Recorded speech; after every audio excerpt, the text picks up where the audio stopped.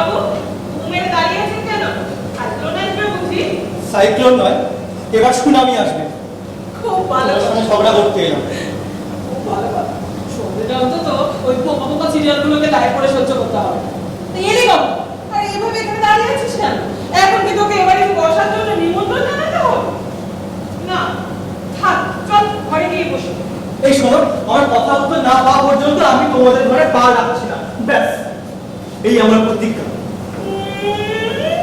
আমার বিশ্ব বাবা যা, ঠিক আছে তুই এখানেই বস, আমি এগুলো রেখে আসছি।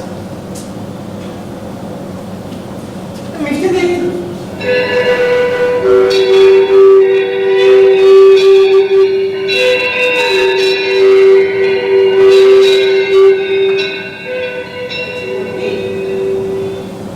তবে ডাকলি কেন? এমনি ইচ্ছে হলো তাই। বয়সটাই বাড়লো, বড় আর হলি না, পাগল কোথাকার। তুই ওখানে বস, আমি এগুলো রেখে আসছি।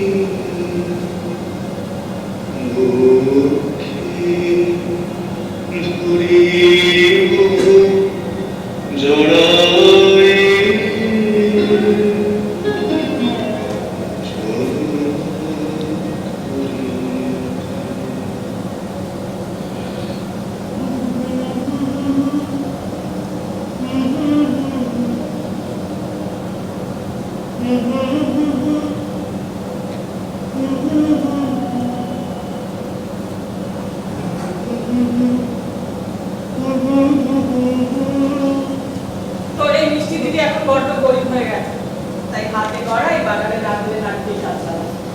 লাল পাহাড়ের দেশে যা, রাঙা মাটির দেশে যা, তোকে মানাইছে নাই রে, একেবারে মানাইছে নাই রে। তোর এখনো মনে আছে গানটা? তাহলে না সে কোন ছোটবেলায় বলো, এই বাবা আইলে কি শিখছে পড়তাম, বিয়ের দিনে অনুষ্ঠানে এই আট মন্দিরে এই গানটা গিয়েছিলাম। মিষ্টি দি, আমার এখনো বেশ মনে পড়ে আমার গানের সঙ্গে তোমার সেই যে নাচ। মিষ্টি দি মনে আছে পর্দার গোল বাজিয়েছিল আর হারমোনিয়াম বাজিয়েছিল? ওই নামটা এবারে উচ্চারণ করা বারো, তুই জানিস না? আচ্ছা ঠিক আছে, সে না হয় নাচ করলাম। জানো তো এই গানটা কিন্তু আমার এখনো গোটাটা বেশ ভালোই মনে আছে। বেশ তো, তবে গান হ্যাঁ তো সে আমি গাইতেই পারি, আমার কোনো সমস্যা নেই, কিন্তু একটা শর্ত জানো তো, আমার গানের সঙ্গে তোমাকে নাচতে হবে, তবে এই বুড়ো বয়সে নাচবো আমি? তুই কি আমাকে পাগল ঠাউরেছিস? কে বলে গো তুমি পুরো এই শোনো, যে বলে না সেই আসলে একটা যাক ওসব বল। এই না চলো শুরু করো তো, অনেকদিন পর বেশ জমিয়ে চলো। লাল পাহাড়ের দেশে যা, রাঙা মাটির দেশে যা।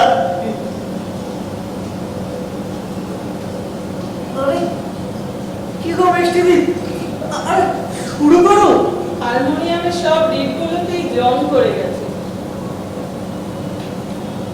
তাই সেটা শুরু করলে বড়টার দোলটাও ফেসে গেছে, তাতে আর তাল আসে না। আর আমার কোমরটা ছিঁড়ে গেছে, তাই আর তাল আসে না। কিন্তু মিষ্টি দি তুমি তো আছো, নিজেকে এভাবে ভয় না করে নতুন করে কিছু ভাবো না। শুরু তো করেছিলাম, নতুন জীবন, নতুন ভাবে, নতুন করে সৈন্য সেটা তো যাকে বাদে আমার কথা, তুই তোর কথা বল। এই কালকেও তো তোর বাবা মানে সোনা কাকুর সঙ্গে আমার দেখা হয়েছিল।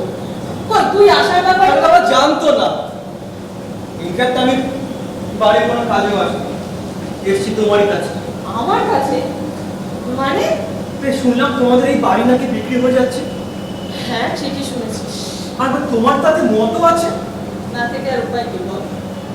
বাড়িটা চারিদিক থেকে ভেঙে চলে পড়ছে, সারাবার তো কারো কোনো দায় নেই। চারিদিকের আগাছা জঞ্জালগুলোকে পরিষ্কার করানো। কিন্তু মিষ্টি দিদি, এই বাড়ি বিক্রি হয়ে গেলে তুমি থাকবে এটা কোথায়? একটা প্রাণ কোথাও না কোথাও ঠিক আশ্রয় খুঁজে যাবে। তাছাড়া মেজদাও বলছিল ওনার ওখানে তোমাকে নিয়ে যাবে। এখন থেকে তোমার কি বলো যে খাওয়া পড়া থাকা সব দায়িত্ব ওনার। আর তার বদলে তোমাকে তোমার ভাগে সবটা লিখে দিতে হবে, তাই তো? হ্যাঁ সেরকমই আর। আর তুমি এতে রাজি হয়ে গিয়েছো। তা কি করবো, একটা তো আশ্রয় দরকার। তুমি কি এতটা বোকা ছিলে না মিষ্টি দি? তুমি কি কিছুই বুঝতে পারছো না? তোমার বুদ্ধি শুদ্ধি সব কি লোপ পেলো? আচ্ছা তুই আমাকে একটা কথা বলতো, তুই এত সব কোথা থেকে জানলি? সোনা কাকুকে দুঃখ করে বাড়ি বিক্রির কথাগুলো আমি বলেছিলাম ঠিকই, কিন্তু ভেতরকার এত সব কিছু তো আমি- তোমার মিষ্টি দি, আমাদের রক্তের সম্পর্ক আমি কেউ নই ঠিকই, কিন্তু ছেলেবেলায় অনেকটা সময় বাড়িতে কাটিয়েছি তো। এ বাড়ির প্রত্যেকটা ইট, প্রত্যেকটা কোণা, প্রত্যেকটা মানুষকে আমি চিনি। এই যে কি বলতে পারো সবই আমি জানি। কি আর করা যাবে বল? ভাগ্যই যার পশ্চিমে তার আবার। যাক আমার কথা ছাড়, তুই তোর কথা বল। এই তোর নাকি প্রমোশন হয়েছে? সোনা কাকু তো তোর ওখান থেকে ঘুরে এসে জনে জনে সবাইকে বলে বেড়াচ্ছে তোর বাংলোর কথা। দারুণ নাকি জায়গাটা, একেবারে সিনেমার মতো। হ্যাঁ, ওই ব্যাঙ্গালোরে যেখানে আমার বাংলাটা জায়গা সত্যি করে শুনছে। আর এমন কি ব্যাপার, বাড়ির সকলেই তো দিয়েছিল, কয়েকদিন থেকেও এলো যে এমনকি তোমার কথা নিয়ে যাওয়ার কথা বলেছিলাম, আমি তো টিকিট করে পালিয়ে দিয়েছিলাম। সোনা কাকু অনেকবার বলেছিল, কিন্তু এত বড় বাড়িটা কার বসায় রেখে যায় বলতো, তাই আর যাওয়া হলো না। কার জন্য মিষ্টি বলি, তুমি এই ভূতের সম্পর্কে একা একা কার জন্য আগ্রাচ্ছ বলতে পারো? কারোর জন্য নয় রে, নিজের তাগিদ। বা বলতে পারিস নিজের জন্য। যতক্ষণ শ্বাসটুকু আছে বেঁচে থাকার জন্য তো একটা আশ্রয়ের দরকার। হয়তো তাই এবার বোধহয় সেবারটা ঢুকলো, বুঝলি? আর কতদিন বলি এরকম পরগাছা হয়ে আর কতদিন বাঁচবে? এবারে একটু বড় হও, আরে বাবা নিজের জীবনের সিদ্ধান্তগুলো নিজে নিতে শিখো। বাপরে, আমি তো ভাবতেই পারছি না আমাদের সেই দিনের পুত্রে মিত্র বাবু আজ এত বড় হয়ে গেছে যে আমাকে এই ঘরে থেকে দিয়ে দিল। অন্যায় কথা কিছু বলেছে কি? হয়েছে, বুঝেছি, তুই এখন অনেক বড় হয়ে গেছিস, আর কথা বলতে হবে না। হাতে কটা দিন আছি, এভাবে কাটিয়ে যেতে পারলে। এই শোনো, তোমাকে সময় দিচ্ছি কালকের দিনটা, ঠিক আছে? তোমার এই বাড়িতে বাক্স প্যাটে যা আছে বুঝি নাও। তুমি পরশু আমার সঙ্গে ব্যাঙ্গালোরে যাচ্ছ, এন্ড দ্যাটস ফাইনাল। এমনকি তোমার টিকিটও কাটা হয়ে গিয়েছে। তোর পাগল ছেলে, এইভাবে বলা মাত্র যাওয়া যায় না। তাছাড়া তুই যে আমাকে এখনো মনে রেখেছিস, আমার কথা ভাবিস, এটাই আমার কাছে আচ্ছা মিষ্টি দি, আমি বুঝতে পারছি তুমি যেটা চাইছো না কেন। কি আছে তোমার এই বাড়িতে?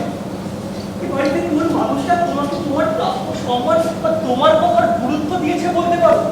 তবু তো এটাই আমার শিক্ষক।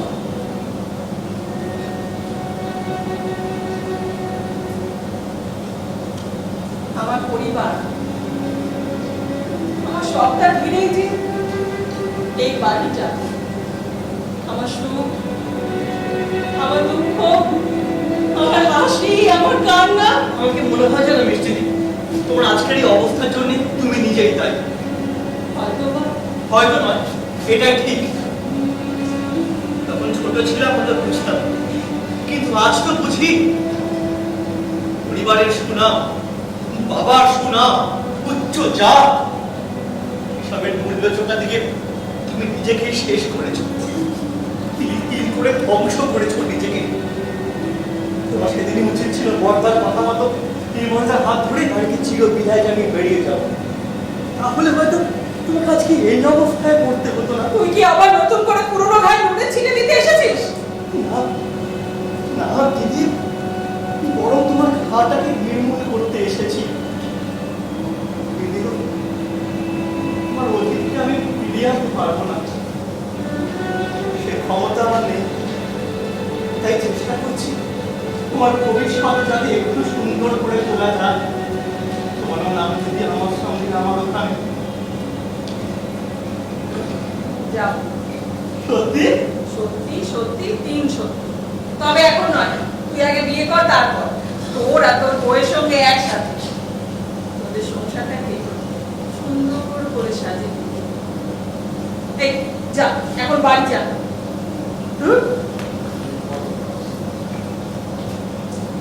আর যদি আমি বিয়ে না করি তুমি কি তাহলে কখনোই যাবে না? এ আবার কি অলক্ষণে কথা? এত ভালো চাকরি করিস, তুই বিয়ে করবি না কেন? আমি আজীবন তোমাকে নিয়ে থাকবো।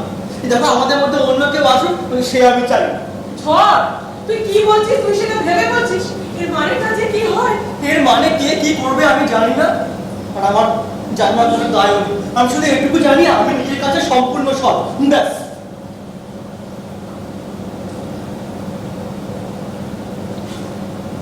তুমি তো আমার চোখে শুধু আমার দিদি নাও, তুমি আমার মা, আমার দেবী, আমার প্রেম। ঝড়, আমরা সমাজবদ্ধ জীব, তাই সামাজিক অনুশাসনের বাইরে গিয়ে কোনো কিছু ভাবাটা আমার মনে হয় বোকাম।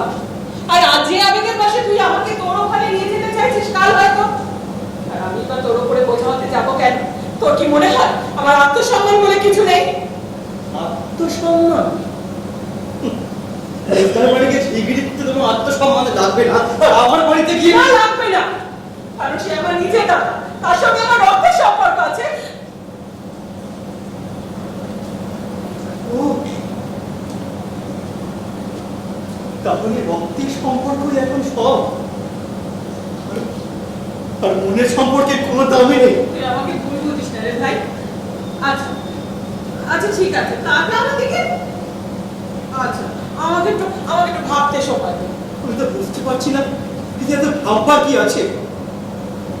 তুমি তো আজকে আমার একটা প্রশ্নের মুখোমুখি দাঁড় করিয়ে দিলে। মানে আমার তো মনে হচ্ছে তুমি আমাকে সত্যি করে ভাইয়ের চোখে দেখো নি কোনোদিন। তোমার এই রাতে ভাইপোটা আমি আসলে মেনে নিয়েছি। তুমি কেবলমাত্র আমার দিদি সাজবার অভিনয়টাই করে গিয়েছো। ঝড়,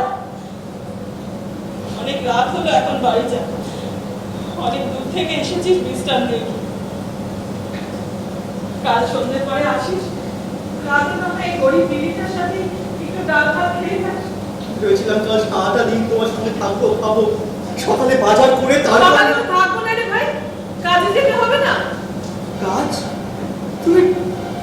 তুমি কাজ করো? কাজ না করলে খাবো কি? তো যেটুকু কি জমিদারি ছিল যে ঘরে কি কাজ করো তুমি?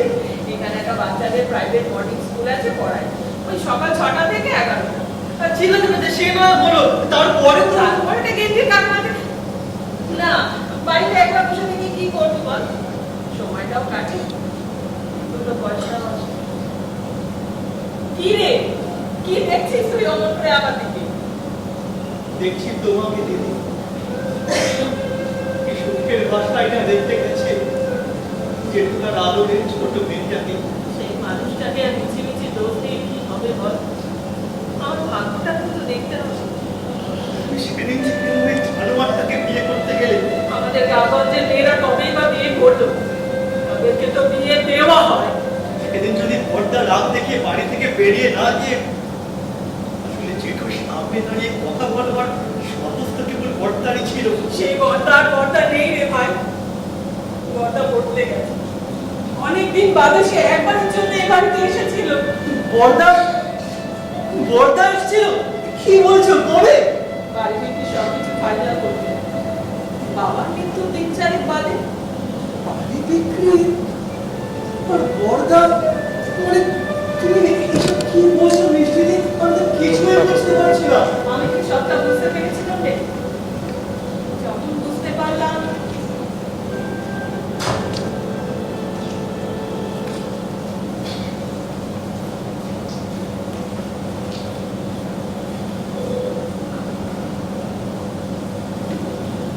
তুই যে কি করে ব্যবসা করিস আমার মাথায় ঢোকে না মিরাজ। ভাগ্য অথচ শুধু তোর আর আমার না, অর্থের নামটা দিবি না। বাবার মৃত্যু সংবাদ শুনে যে রিয়াকশন দেয়, এমনকি একবারও আসার প্রয়োজন মনে করলো না। আমার মনে হয়নি তার নামটা কাটে দেওয়ার কোনো দরকার আছে। সে কি করলো আর না করলো সেটা তার ব্যাপার, আমাদের কর্তব্য আমরা পালন করবো না। তাছাড়া আত্মীয় স্বজন বন্ধু বান্ধব বলে তো একটা ব্যাপার আছে, তাদের কাছে তো জবাব দিয়ে করতে হবে নাকি? না না, আমি বুঝছি না এটা জবাব দিয়ে করার কি আছে। আছে আছে, দেখবি শ্রাদ্ধের দিন বদ্দা হঠাৎ ধরাচের উপরে উপস্থিত এসে যখন দেখবে কারো তার নামটা আমরা উল্লেখ করলে তখন একটা সিনক্রেট হবে, সবাই আমাদের দিকে আঙুল তুলবে। এটা আঙুল তোলার কি হলো? বাবার মৃত্যুর সাথে সাথে বদ্দার ফোন নাম্বারটা দেওয়ার পরে আমি নিজেই ফোনটা করেছিলাম। যদিও আমার মোটে ইচ্ছে ছিল না, তোর কথাটাই আমি। তাতে হয়েছে থেকে আমাদের কর্তব্য আমরা পালন করেছি। কর্তব্য কর্তব্য শুধু আমাদের, বাড়ির বড় ছেলে হিসাবে তার তো কোনো কর্তব্যই নেই। নিজের বাবার মৃত্যুর সংবাদ শুনে সে কি করলো তুই জানিস?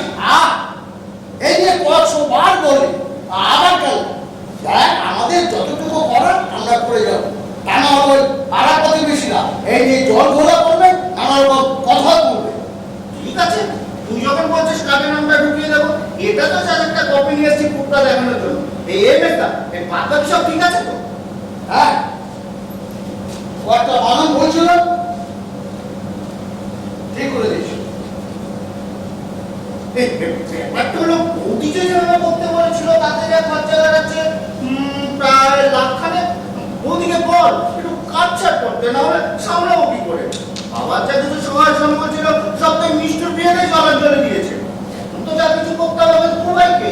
সে তো করতেই হবে, বৃত্তি দেয় বলে কথা। হেলা ফেলা করে তো আর আবার কাজটা করা যায় না। মনে রাখিস, একসময় এই বাড়িতে দুর্গা পুজো কত যাচ্ছ, কত মানুষের পাতপত্র দুবেলা। না না, একেবারে নামা করে আমি আর তোর বৌদি চাইছি না আবার কাজটা করতে। কিন্তু এতগুলো টাকা তুই না হয় 50,000 টাকা দিস, আর বাকিটা আমি সামনে নেব। 50,000 কত কোথায়? সামনের বছর আবার ছেলেদের ক্লাস ফাইভে ভর্তি করাতে হবে। এখন তো আবার মোটা টাকা পয়সা ছাড়া ভালো কোনো স্কুলে চান্সই পাওয়া যায় না। প্রচুর টাকা দরকার। হ্যাঁ, সে তো আমিও খুব ঝামেলার মধ্যে আছি রে। মেয়েটা বড় হয়ে উঠছে, তার বিয়ে, ছেলেটা প্রপার এডুকেশন, আবারও তো আর বাবার কাজটা হেলা ফেলা করে করা যায় না। তোমার আর কি, তোমার তো ইনকাম ট্যাক্সের চাকরি, দুহাতে কামাই। আমার তো তা না, একে ব্যবসা, আর তাও শ্বশুর মশাই আমাকে না সবকিছু পাইপ পাইপ হিসেব দিতে হয়। সে কি রে, এতদিন বাদও তুই তো শ্বশুর মশাই কোম্পানির কর্মচারী হয়ে রয়ে গেলি। আসো আসো, তোমার সময় ভালো। আরে মেয়েটা ছোটা, কখন এলে তোমরা? এই তো কিছুক্ষণ আগে দরজাটা বন্ধ ছিল, তাই বাইরে বসে কথা বলছি। এ বাবা, আগে জানলে সোনা কাকুর বাড়িতেই চাবিটা রেখে যেতাম। এবার থেকে রেখে যাস, অন্তত যতদিন না বাবার কাজটা হচ্ছে। হ্যাঁ, এখন তো আসা যাওয়া করতে হবে, সামনে কত বড় একটা কাজ। বলছিলাম কি মেয়েটা, এই অবস্থায় বেশি দৌড়ঝাঁপ না করে তোমরা সবাই মিলে কয়েকটা দিনের জন্য চলে এসো না এখানে। না হয় কষ্ট করে মাথা ঠিক আছে তো, মেয়েটা না কফি, সে ছুটি নিয়ে এখানে এসে থাকতে পারে। আমার তো ব্যবসা, আমার তো কামাই করা সম্ভব না। যখন সেখানে চাকরি করতে তখন কিন্তু এখান থেকে ডেলি প্যাসেঞ্জারে করতো। তখন আর এখনের মতো অনেক পার্থক্য। কিছু মনে করিস না, তোর বৌদিরা, তোর ভাইপো ভাইরা তাদের শহরে গিয়ে অঞ্চলে এই তো গ্রামে একদিনও বেশি থাকতে পারবে না। আর ঠিক, আমি তো বাধ্য তাই করে আছি। বলছিলাম তোমরা ঘরে এসো, আমি একটু চা করবো। আরে না না না না, মানে এই অবস্থায় আগুনে জলে কিছু খেতে নেই, তোকে কিচ্ছু কি করতে হবে না।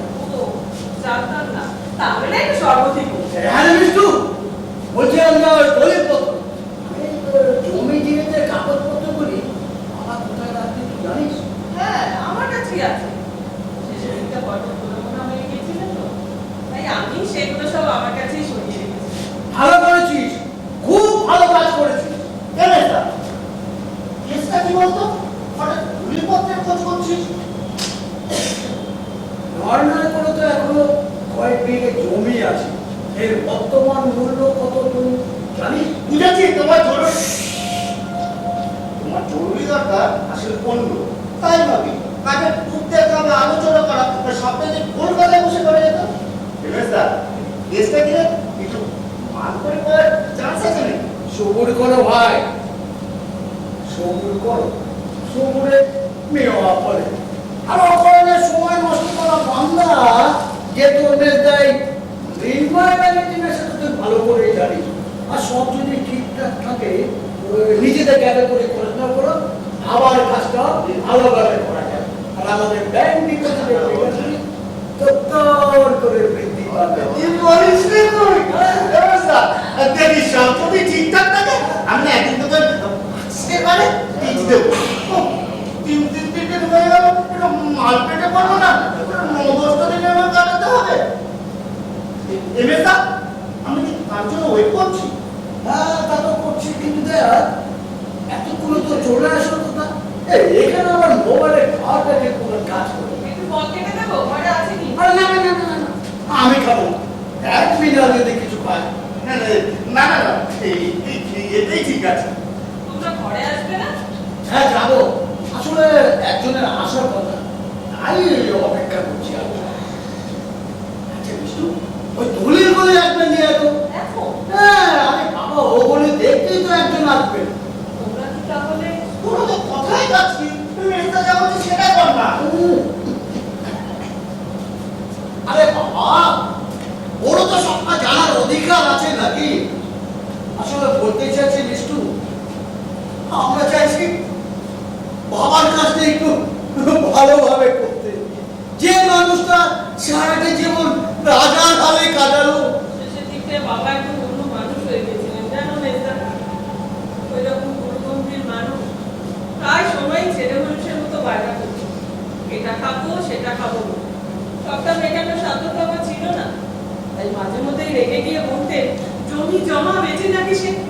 তাই ঘর থেকে কাগজপত্রগুলো সব আমার কাছেই সরিয়ে দিয়েছে। বিষ্ণু বলছিলাম যে এই বাবা যদি জিনিস খেতে চাইতো একটা লিস্ট করে ফেলতো, কাজের শেষে ভাগ সরায় আমি সবটাই দেব, যাতে তার আত্মার শান্তি পায়। বাবা বেঁচে থাকতে একা থেকে সে খাইয়ে গেলেই মনে হয় বাবার আত্মা বেশি শান্তি পেত।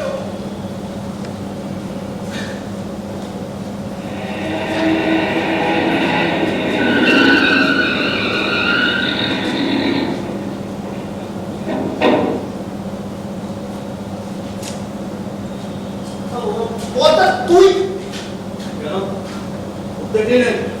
এই তুই বলিস না, কোথাটা না কিছুটা জানিস। আচ্ছা ঠিক আছে, হ্যাঁ তোদের সঙ্গে কথা বলি দি। উনি হচ্ছেন পবন পাকড়া। আরে এই বাড়িটা, এই প্রপার্টিটা যিনি কিনবেন, মানে কিনতে চাইছেন আর কি, উনি তো লিগাল অ্যাডভাইস।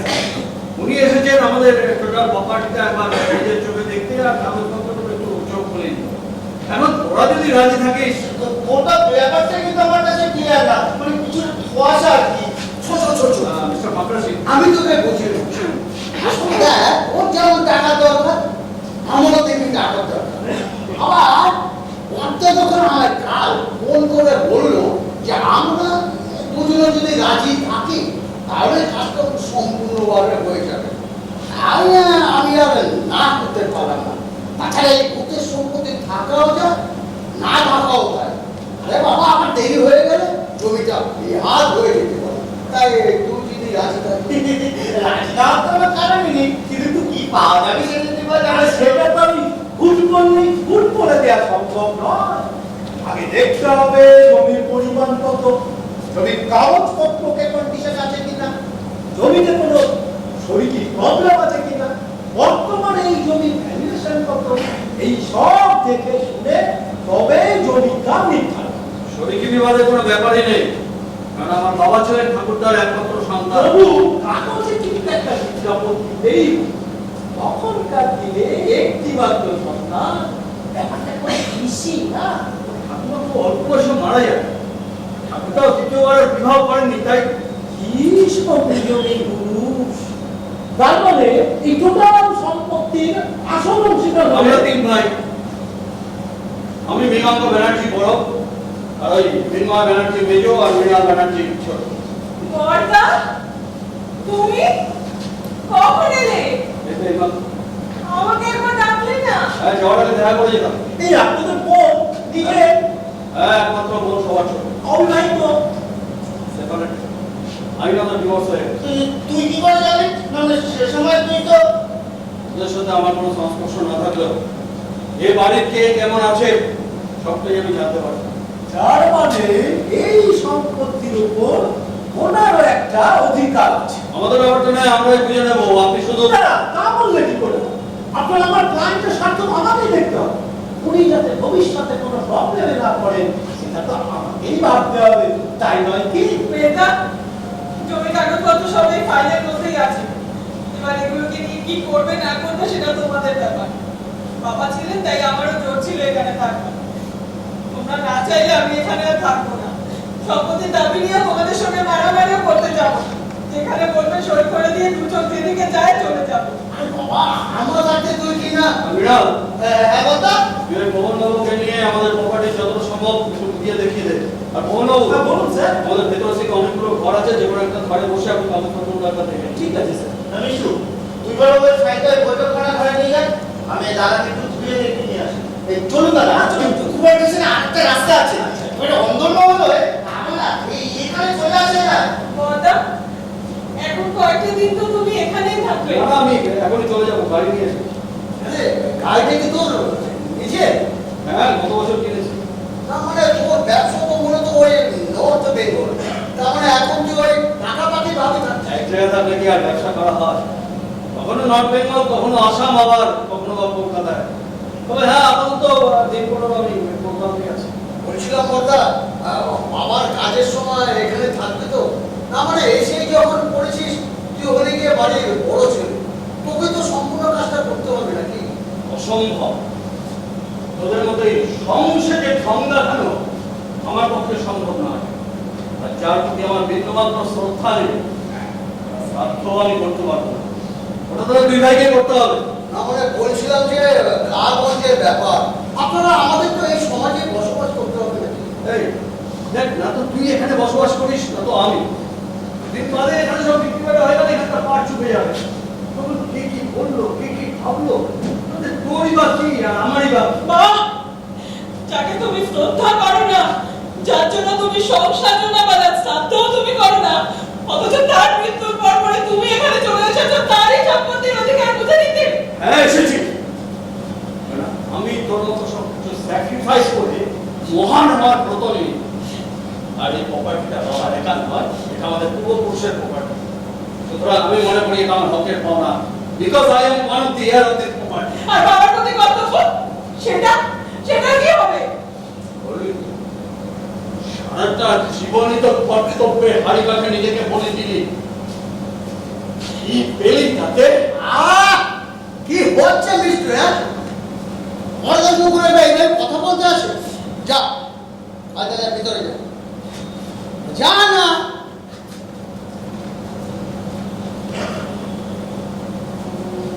বলছিলাম কথা, বাবার কাজ তো আর নমনমে করে করা যায় না, না মানে আমাদের গ্রামে একটা মান সম্মান আছে। রাজধানী হলে হয়ে যাবে তো? যা চমক করে তোদের বাবার শ্রাদ্ধ। এইভাবে বলছিস কেন কথা? তো আপনারা করুন। ঠিক আছে, কাল সেকেন্ড হাফে চলে যাস, ঠিকই অ্যাড্রেস আমার অফিসে।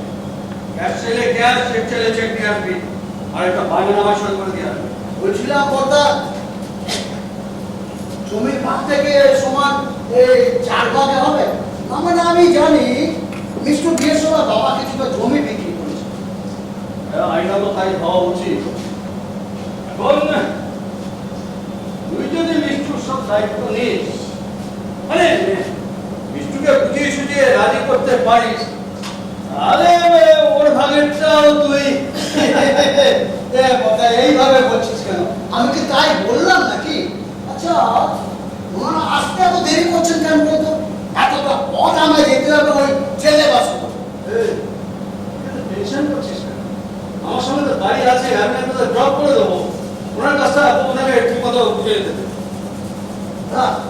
আমার নিয়ে শুনে একটু টেনশন করে কি না?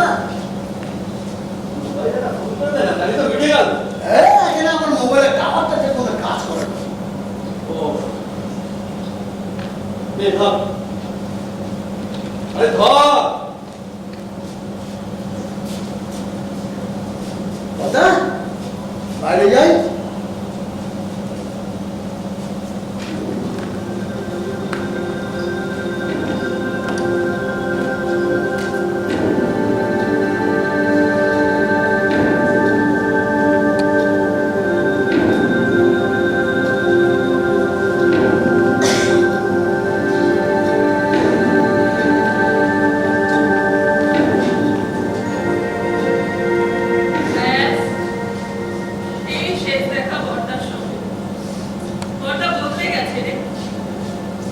ভারী বদলে গেছে। শুনেছি কলকাতায় বর্ধার অফিসে বসে নাকি জমি জমা সব ইসির দিকে চলে গেছে। কয়েকদিন আগে মেজদা এসেছিল এখানে। বলে গেলে এখন থেকে আমার খাওয়া পড়া সব দায়িত্ব নাকি ওর। আর এই ভাগাভাগিতে যে আমার কোনো আপত্তি নেই, এই বর্ণা একটা সইও করিয়ে নিয়ে গেছে আমাকে। আর তুমিও সইটা করে দিয়েছো। তাদের সঙ্গে অধিকার নিয়ে মারামারি করবো রে, তারাও তো আমার আপন জন। কি করে ভুলে যাবো আমি একদিন তাদের বলে পিঠে চড়েই বড় হয়েছি। যদি ওরা পারে তোমাকে কথা বলে, তুমি কেন সেন্টিমেন্ট নিয়ে বোকার মতো আঁকড়ে বসে আছো? আমি তো বোকাই রে, সত্যি বড্ড বোকামি। বোকামি করে ভালোবাসার মানুষটাকে দূরে ঠেলে দিলাম। আবার বোকামি করে এমন একজনকে বিয়ে করলাম যাকে আমি কোনোদিন স্বামী হিসেবে মেনেই নিতে পারলাম না। আবার বোকামি করে তাকে নিঃশব্দে ছেড়েও দিলাম। আর সব থেকে বড় বোকামিটা করলাম আবার এই বাড়িতে ফিরে এসে বাপ ভাইদের কলঙ্ক করলাম। দেখো যা হওয়ার ছিল হয়ে গিয়েছে, এখন এসব ভুলে চলো আমার সঙ্গে। আবার একটা বোকামি করতে না, বরং নির্ধার মানে গিয়ে ওঠাটাই তোমার বোকামো হবে। কি জাঁকজমক করে বাবার কাজটা করেছিল তার দিন না, দিন নয়, হয়েছিল। কারণ বাবা তো সেদিন এখানে আসেনি। কত লোকজন, কত খাওয়া দাওয়া, সে কি এলাই ব্যাপার। যেন সত্যিই কোনো জমিদারের চাল। তুমি কিন্তু আমার কথা এড়িয়ে যাচ্ছ মিষ্টি। জানিস ভাই, বৃষ্টি হলেই এক টুকরো ইলিশ মাছের জন্য বাবা যে কি কাপড়ে বিনতি করতো, কিন্তু আমি তো তখন তাকে খাওয়াতে পারিনি। কোথা থেকে বাবা মা যা দাও, সপ্তাহে হয়তো একাধিক মাছ জুটতো, যা তিনটে পুকুর। বাবা প্রায় দুপুরে খেতে বসে আমাকে অভিশাপ দিত। আমাকে না খাইয়ে মাছিস তো, দেখবি দেখে তো ও তার মানে তোমার স্যাক্রিফাইস করে বাবার অভিশাপটাকে ফুলফিল করবার জন্য। আমি তো বোকাই রে, সত্যি বড্ড বোকা মেয়ে। সেই তো সব বিক্রি হলো। কি ক্ষতি হতো যদি বাবা বেঁচে থেকে নিজে বিক্রি করে যেতে। তবু তো মানুষটা শেষ সময় একটু খেয়ে পরে আরাম করে যেতে পারত।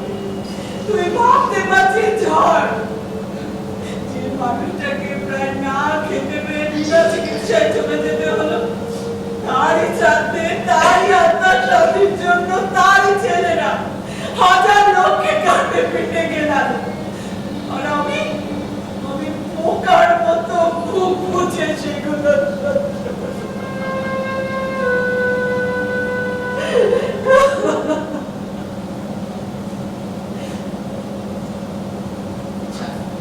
যা হওয়ার ছিল হয়েছে।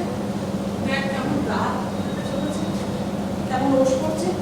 চল এবার ঘরে গিয়ে বসি।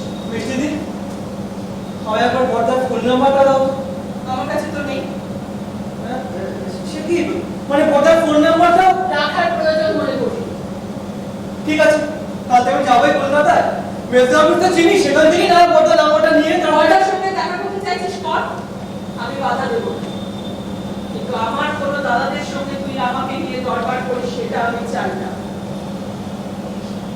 চল এখন বাড়িতে অনেক দূর থেকে এসেছিস, বিশ্রাম নেব।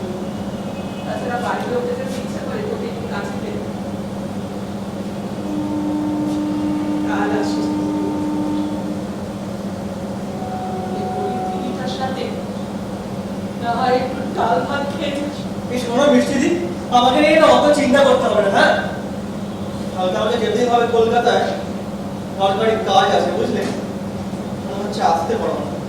এই বা মিষ্টি দি, এই শোনো বাজারের ব্যাগটা এক্ষুনি একবার দাও তো। বাজারে ব্যাগটা কি হবে? আমার মাথা হবে আর তোমার মনটা হবে। আমি বাজার করে আনছি, তুমি রান্না করবে। না, না, চল। আজকে আমি এখানেই পাস পারবো, কোনো সমস্যা আছে? কথা বলেও কথা তোমার ক্ষমতা থাকলেও বাস করছে। যাবে দাও, বাজারের ব্যাগটা এক্ষুনি ভয় দাও। পাচ্ছিস ভাই? তোর এই মিষ্টি দিদিটা যদি সবাইকে ফাঁকি দিয়ে দূরে কোথাও মিলিয়েছে, ইচ্ছে করে জানিস সাহসে কুলায় না।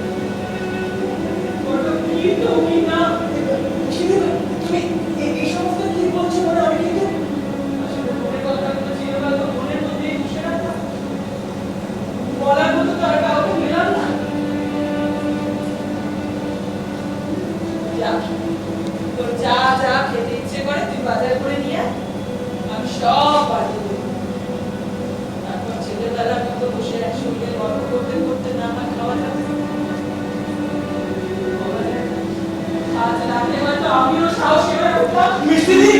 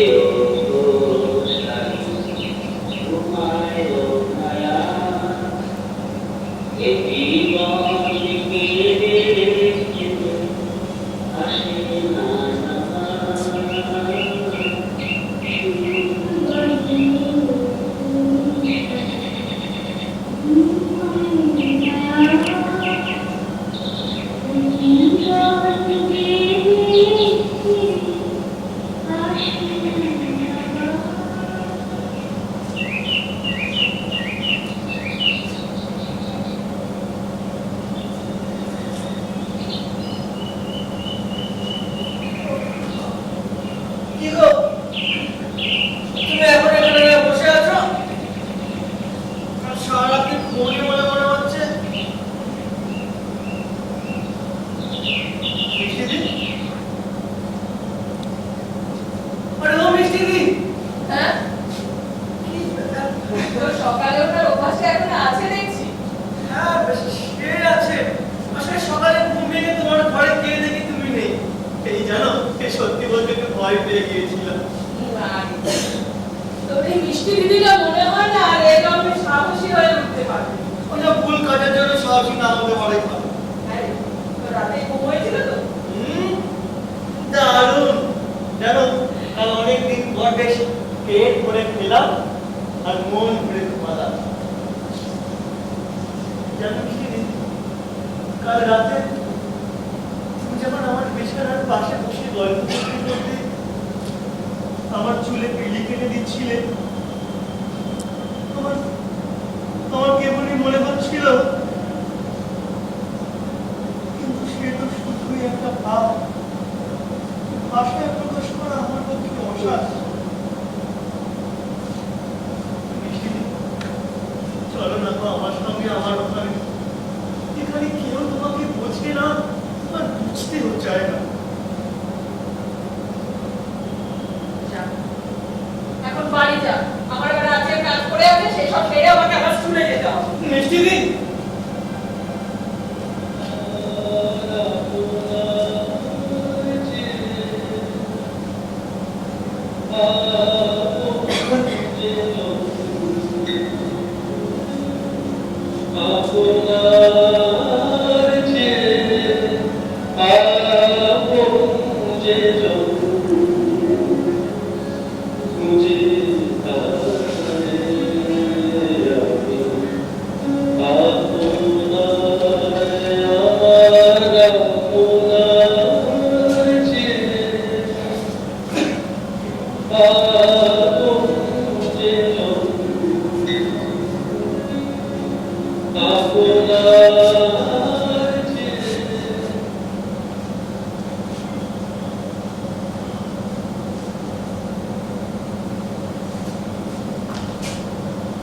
বিরাট প্রপার্টি স্যার, আমি তো ভাবতেই পারবো না এত কম দামে রাজি হয়ে যাবে।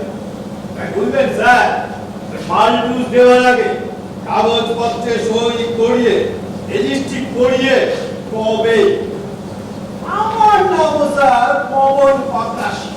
এই নয় নয় করে এক যুগেরও বেশি যায়নি লাইনে। কি ভাইটা একেবারে হা করেছিল স্যার, কতগুলো টাকা একসাথে।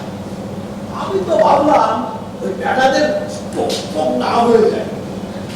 কিন্তু স্যার, ওই বড় ভাই তো কোনো টাকা পয়সা না নিয়ে শৈশব উৎসব। ওটা আমাদের পার্সোনাল ব্যাপার, সেখানে আপনার নাক না বলা রয়েছে। বলাই তো স্যার, একদম বলাই না। আমি শুধু জানতে চেয়েছি উনি দুই ভাইতে কত বেশি। এটা তো স্যার আমার আপনার পার্সোনাল ব্যাপার। তো স্যার আপনি তো এই সম্পত্তিটা কিনলেন আপনার মিসেসের জন্য কোনো কিছু না দেখে শুনে। শুনুন না, এখন একটু আপনাকে সম্পত্তিটা ঘুরিয়ে দেখিয়ে দিই। এখন তো আপনার ফার্নিচারের মানে ওই 3 ভাইয়ের একদম অসম্ভব কার্যের মহিলা স্যার। আপনি বলুন, আজকালকার দিনে বিনা প্রতিবাদে একটা অধিকার ছেড়ে দেয়। আমার আর কি, ওই উনি একা মহিলা, তাই ওনার কথা ভেবেই আর কি। এখন থেকে আপনাকে যতটুকু ভাবতে বলবো আপনি ততটুকুই ভাববেন। দেখুন উনি ঘরে আছেন কিনা থাকলে বলুন। আমি এক্ষুনি দেখছি স্যার, আমি এক্ষুনি দেখছি।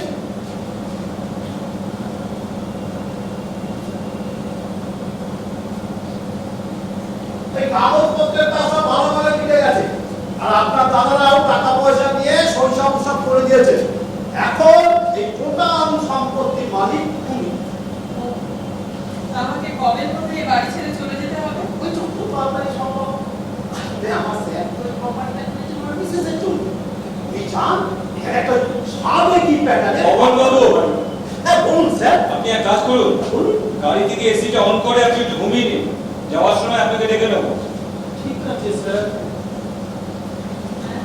দেখছি আমি যত তাড়াতাড়ি সম্ভব এই বাড়ি ছেড়ে চলে যাব। আমার আজকের মধ্যেই বাড়িটা খালি চাই। একেবারে আজই? হ্যাঁ আজই।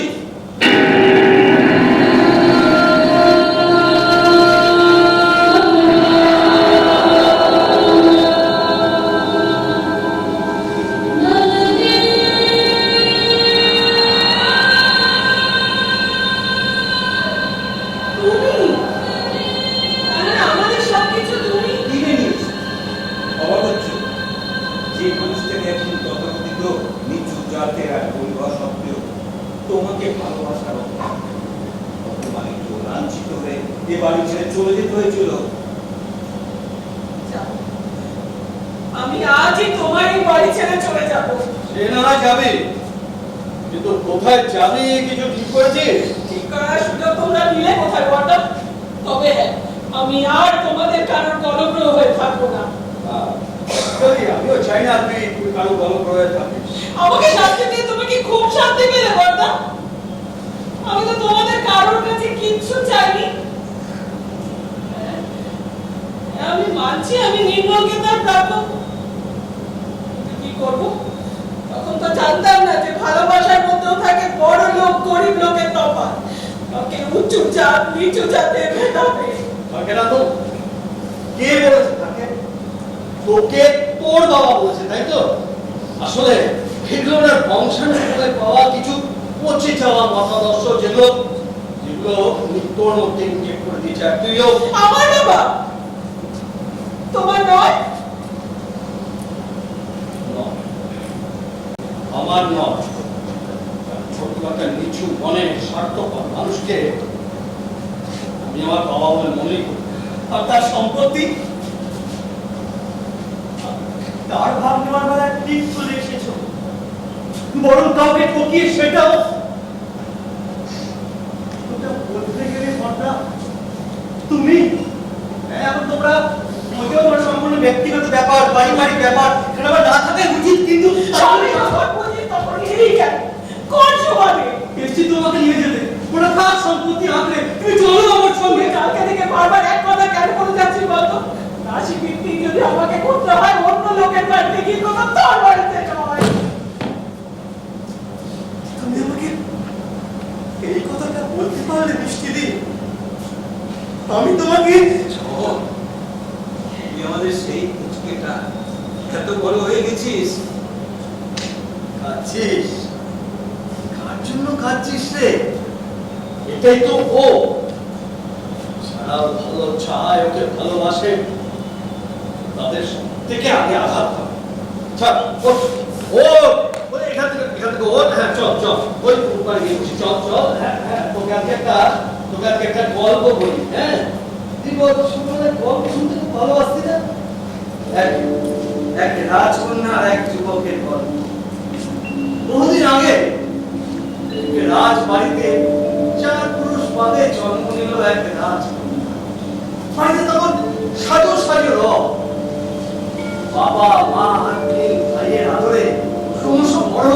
রাজকন্যা। রাজকন্যা যখন 3 কি 4 বছর বয়স,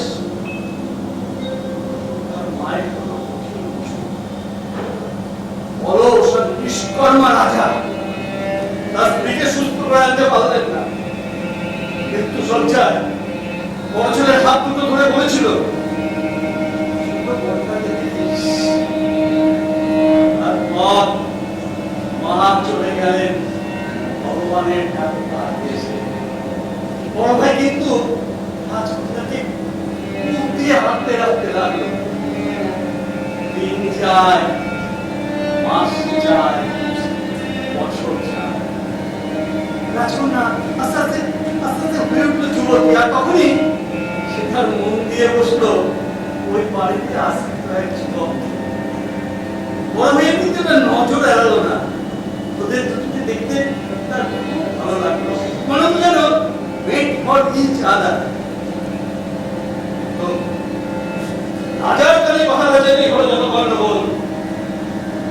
রাজ্যপাট তো বাড়িতে গেলে কি হবে? ঐতিহ্য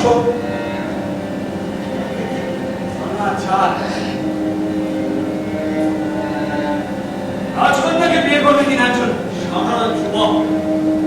একদিন রামসুতলোকের সামনে রাজা যার কন্যাই সেই যুবককে ডেকে সকলের সামনে অপমান করে গ্রাম থেকে বেরিয়ে যাওয়ার নির্দেশ দিলেন। কিন্তু এই যুবক বেরিয়ে যাওয়ার আগে একটিবার রাজকন্যার সাথে লুকিয়ে লুকিয়ে দেখা করতে গিয়েছিল। তার বিশ্বাস ছিল যে রাজকন্যা তাকে ঠকাবে না। রাজকন্যা যে যুবককে ঠকাতে চায়নি, আর ছিল তো মনে প্রাণে যুবককে। রাজকন্যা যে কিছু করার ছিল না। রাজা যে তাকে বলেছিল সে যদি আর কোনোদিন সেই যুবকের সাথে দেখা করে তবে বাবা নাকি আত্মঘাতী হবে। বাবাকে জিজ্ঞাসা করেছিলি যে জাতের অজুহাত দিয়ে তোকে আর নির্মলকে তিনি আলাদা করলেন? তার ছোট ছেলে যখন সেই জাত বিয়ে করলো অন্য জাতের মেয়েকে, তখন তিনি তা মেনে নিলেন কি করে? কি করি বা তার এত বছর তিনি বেঁচে রইলেন? এই মেয়ে বড়লোকের মেয়ে বলে নাকি তার অপদার্থ ছোট ছেলেটার ভবিষ্যৎ জীবন সিকিউর থাকবে এই ভেবে? কিন্তু কত দোস্ত করেছে যেটু বা দিদিকে শাস্তি দিচ্ছ কেন? গল্পের শেষটা এখনো বলাই হয়নি। আগে গল্পের শেষটুকু শুনে নেই। প্রেমের ব্যর্থতা, অপমান আর লাঞ্ছনা সহ্য করতে না পেরে সেই যুবক চলল নদীর পাড়ে। সেদিন মনে হয়েছিল বেঁচে থেকে আর কি লাভ, আর যদি বা বেঁচে থাকতো হয়তো সেই দিনটা যদি না বড়টা সেদিন এসে উপস্থিত হতো, তারপর বড়টা আমাকে চলে যেত। শুরু হলো নতুন লড়াই, বড়লোক হয়ে ওঠা লড়াই। আমাকে যে প্রমাণ করতেই হবে। প্রমাণ নয়, তোমার প্রতিশোধ নিতে হবে। নির্মলা, তুমি একদিন যাকে ভালোবেসেছিলে আজ তাকেই করছো আশ্রয় নেই। ভালো না কথা, তোমাদের তোমাদের এই কল্পনা মোটেই ভালো না। মোটেই ভালো না। ভেবে দেখ সব, সেদিন যদি সেই যুবক ওই নদীতে ঝাঁপ দিত তাহলে কি হতো? কি করতে হবে বলো? কি করতে হবে? আমি আজ কি করলে আমার পাপের প্রায়শ্চিত্ত হবে? বলো কি করতে হবে? আমি আজ তাই করব। আমি যা বলবো তুই তাই বলবি, কথা দিচ্ছিস? হ্যাঁ, তাই করব।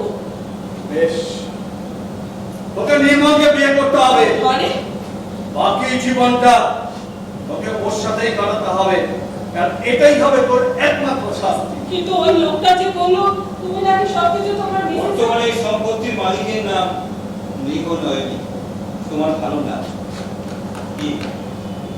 একটু এখন থেকে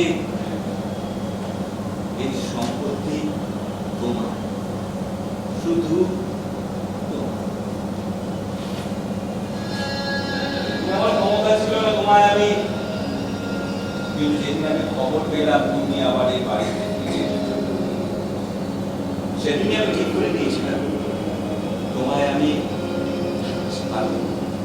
আর তাই তাই এখন থেকে টোটাল প্রপার্টি তো শুধুই তো যারা তোকে ঠকাতে চেয়েছিল তারা শেষ পর্যন্ত পারে রে খুশি তো? তাই একজন অসহায় আর নিঃসম্বল মহিলাকে অর্থ আর প্রাচুর্য দিয়ে কিনতে এসেছো? আচ্ছা ধর, তুই আমাকে একটা কথা বলতো, আমার বাবা আর এনাদের মধ্যে পার্থক্য কোথায় বলতে পারি? একদিন তিনি ছিলেন এনাদের থেকে বিত্তশালী, তাই তিনি এনাদের ছোট করেছেন। আজ এনারা হয়েছে তার থেকেও বিত্তশালী, তাই এনারা বাবাকে। তাহলে আমি কোথায় এনাদের মাঝখানে? আমি তো সেই মানুষটাকে ভালোবেসেছিলাম যে ছিল গরিব, কিন্তু যার মনটা ছিল এত বড়।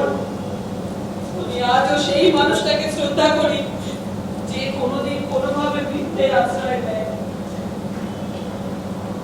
তোমরা তো সেই আগের মানুষটাই জানবে। তোমরা বদলে গেছো, এতখানি বদলে গেছো যে আমি আর তোমাদের চিনতেই পারছি না। কেউ বদলায় না রে, কেউ বদলায় না।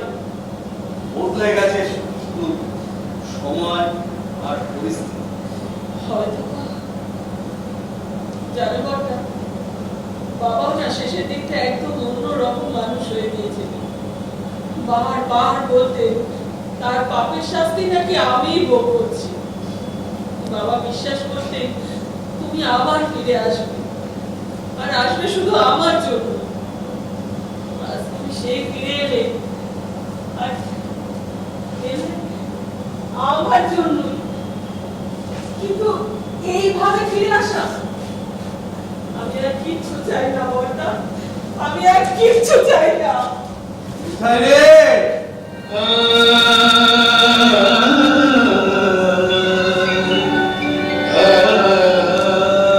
তোর বদলা একটু বদলে যায়নি রে মিঠাই।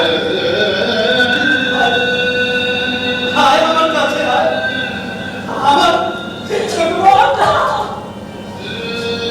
তোর কি মনে হয় তোকে ছেড়ে বাবার উপর অভিমান করে এত দূরে চলে গিয়ে আমার একটু কষ্ট হয়নি? তুমি আমার কতদিন পর আমাকে মিঠাই বলে ডাকলে গো বর্দা। ডাকলাম, কিন্তু জীবনের এখানেই শেষ নয় রে মিঠাই, বরং এখান থেকেই জীবনটা শুরু। এই কঙ্কাল সার জীর্ণতাগুলোকে দূরে সরিয়ে রেখে ওর ওর হাতটাকে শক্ত করে ধরে যা।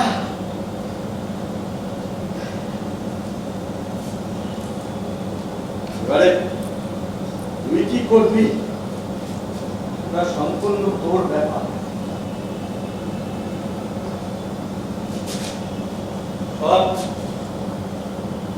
চল, ওদের এতদিনকার মান অভিমান গুলো ওরাই মিটিয়ে নিক। চল।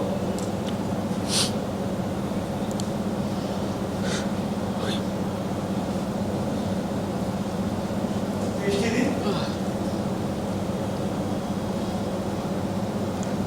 এবারে অন্তত একটু বড় হও।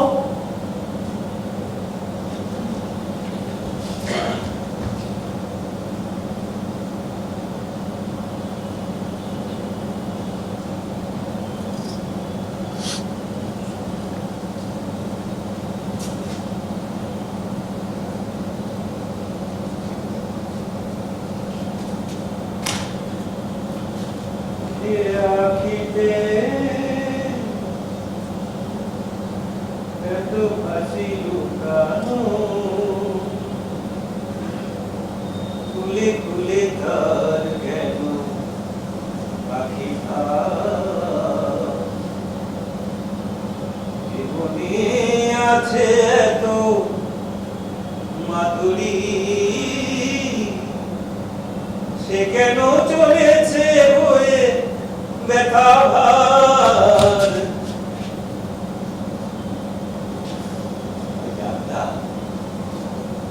তুমি আমাকে এড়িয়ে যেতে পারো, কিন্তু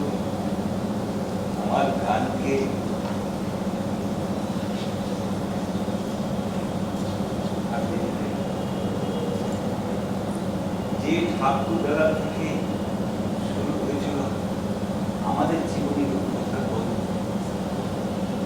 আর সেই ঠাকুরবেলাকে সাক্ষী রেখে শুরু হোক রূপকথার আরেক জীবন, জীর্ণ পুরাতন আর হয়ে যাওয়া আভিজাতদের ভিতরে দাঁড়িয়ে থাকা এই বাড়িতে আমাদের ভালোবাসাকে গড়ে তুলব।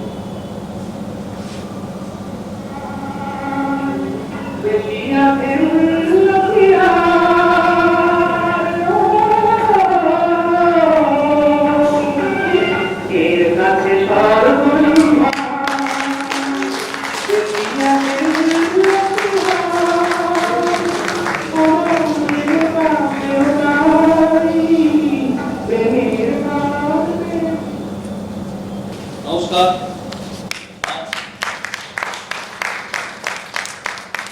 যারা আমাদের এসেছেন খুব কাছের আমাদের মানুষ, তারাই আমাদের কাছে এসেছেন। আমি খুব বেশি সময় নেব না, কেননা এরপরে আরো দুটি নাটক আছে। প্রথমে একটু সকলের সাথে পরিচয় করে দিই। তোমার থেকে নির্মল মৃধা, শান্তু পাল, রমা পাল, অরুণ চৌধুরী, দেবাশিস দে, আমি সঞ্জয় সেনগুপ্ত, মৈনাক সাহা ভৌমিক। আর পাশে লাইট মানে আলো করেছেন দেবাশিস চক্রবর্তী, আপনাদের পাড়ার ছেলে, এবং এর রচনা, নাটকটির রচনা এবং নির্দেশনায় গুঞ্জন। আগামী 13 তারিখ এই নাটকটি মধুসূদন মঞ্চে অভিনয় আছে এবং আগামী 14 তারিখ শিশির মঞ্চ, আগামী 3রা অক্টোবর একাডেমি অফ ফাইন আর্টসে, আর 9ই অক্টোবর হচ্ছে আবার শিশির মঞ্চ।